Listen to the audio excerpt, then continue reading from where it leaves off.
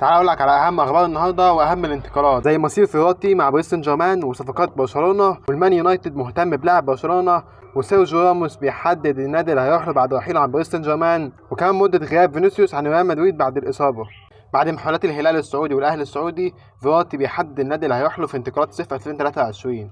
حاول النادي الاهلي والنادي الهلال خلال صيف 2023 التعاقد مع لاعب الوسط الايطالي ماركو فيراتي، ولكن المفاوضات لم تتم.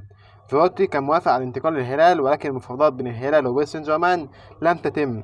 باريس سان جيرمان كان عايز مقابل مادي كبير للاستغناء عن ماركو فيراتي. انفراد برنامج مجلس قناة الكاس القطري قال إن فيراتي هيوصل يوم الاثنين النهارده من أجل الانتقال للعربي القطري خلال فترة الانتقالات الصيفية الحالية. ماركو فيراتي قرر ان هو يمشي من باريس سان جيرمان بعد خلاف بينه وبين لويس انريكي اللي قرر ما يعتمدش عليه في تشكيلته الاساسيه.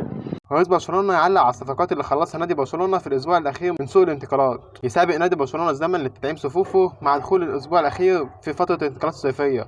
وقال لابورتا في تصريحات مع قناه موفي ستار لا ليج، علق على امكانيه برشلونه في التعاقد مع البرتغالي جواو فيليكس مهاجم اتلتيكو مدريد، واعلنوا رسميا ان جواو كانسيلو خلاص جه برشلونه زي ما قلنا في الفيديو اللي فات. ماركوس الونسو على رادار مانشستر يونايتد.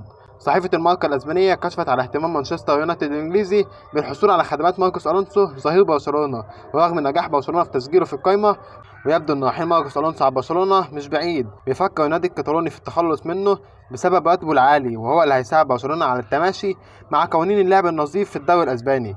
وجالاتا سراي التركي يقترب من ضم راموس قبل الاتحاد السعودي.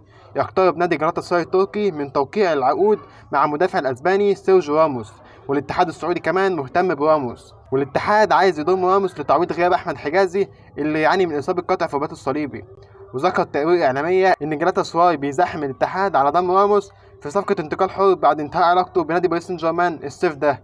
وبحسب التقارير الإعلامية إن المدافع الأسباني هيوقع مع نادي التركي عقد يمتد حتى 2024، وسيحصل على راتب كبير مثل المهاجم الأرجنتيني إيكاردي. وعلى الناحية التانية أكدت قناة الكاس القطرية إن سيرجيو راموس وافق على انضمام لاتحاد جدة خلال فترة الانتقالات الصيفية. هنشوف بقى اليومين الجايين دولت راموس هيروح السعودية ولا تركيا. مدة غياب فينيسيوس عن الملعب بسبب الإصابة، تعرض اللاعب البرازيلي فينيسيوس جونيور جناح ريال مدريد لإصابة قوية في المباراة الأخيرة لفريقه في الدوري الأسباني أمام سيلتا فيجو، وغادر فينيسيوس جونيور في الدقيقة 18. وفقا لصحيفة اس الأسبانية إن إصابة فينيسيوس جونيور أمام سيلتا فيجو قوية وهتبعده عن الملاعب لمدة طويلة. الصحيفة قالت إن النجم البرازيلي أصيب بتمزق في العضلة الخلفية للقدم اليمنى، ومن المتوقع إنه هيغيب عن الملاعب من 4 أسابيع ل6 أسابيع. ومن المتوقع إن ريال مدريد هيعلن تفاصيل إصابته في الساعات المقبلة بشكل رسمي بعد الفحوصات الطبية الأخيرة. بس كده يا عم خلصنا كل أخبارنا. لايك واشتراك واستنى الفيديو الجاي.